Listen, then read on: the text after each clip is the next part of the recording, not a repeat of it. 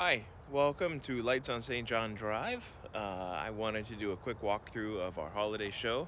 This is our second year of doing it, and we did a Halloween show for the first time this year in October, and that was a huge success. But we've wanted to take a few minutes to share with you what we have in our setup.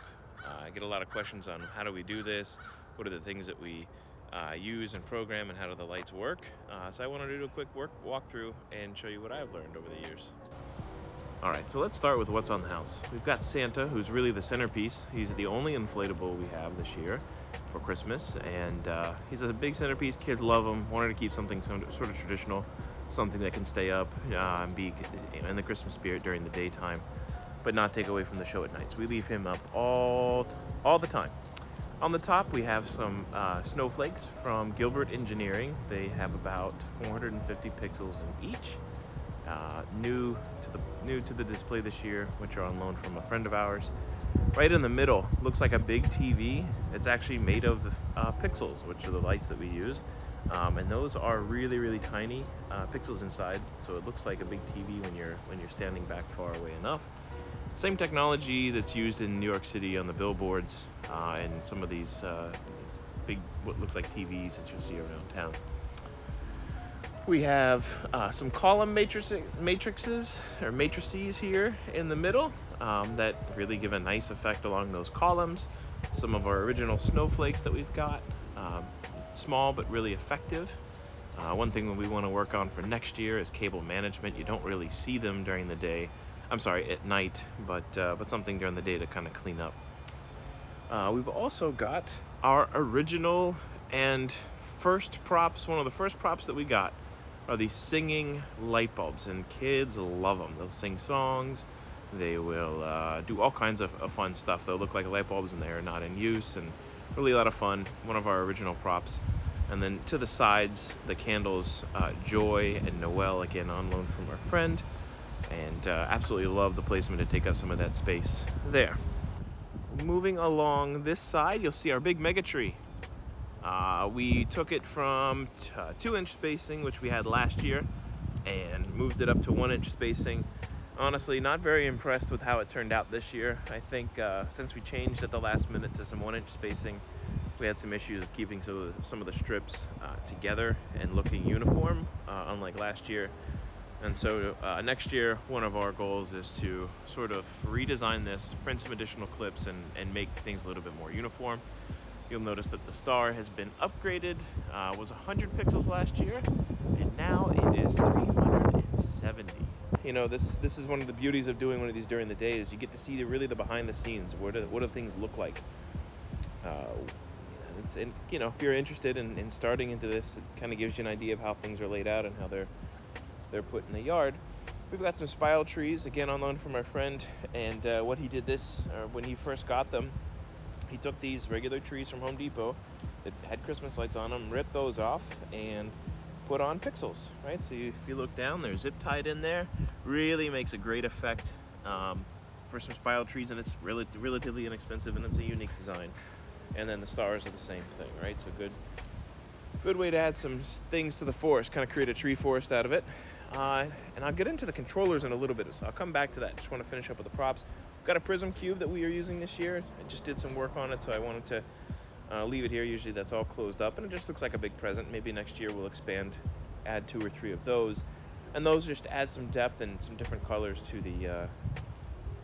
the show, and it looks like presents around the tree.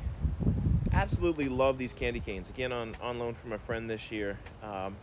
About 100 nodes, I believe, from Boscoyo. Absolutely love these candy canes. They're big, get lots of design, they pop, they throw some depth into the yard. Very easy to hook up and get moving. And then we've got some of our minions. Kids absolutely love these minions. They sing Kevin, Bob, and Stuart. They light up with blue and yellow, again from Gilbert Engineering. And then the candy canes as well, some smaller ones. Don't want to take away from the minions, but want to add some stuff in between to fill in. We've got our baby of all the wreaths from Gilbert Engineering. We had one last year that was up on the balcony. This year, we've added another one. we've got two. Again, kind of fits perfectly along the garage. We'll move back up and look at this. This is a Rosa wreath. My wife actually saw this on our friend's house and absolutely loves it. So I'm glad to have this. And one thing that Gilbert Engineering has done in this hobby is to paint and to design things onto the coral, right? That's what you put the lights into. And the coral is usually white, like you've seen in the other props. But if you pay a little extra, you can get a design so it looks a little more fun during the day. You'll notice the same thing on our snowflakes over there as well. Taking a step back, originals from last year. Again, absolutely love these arches. They've got, again, from Gilbert Engineering, 300 lights on the ones on the sides. And I can't recall exactly how many are in that middle one, but I believe it's over 600. And we got all kinds of cool designs. That's why it's in the middle.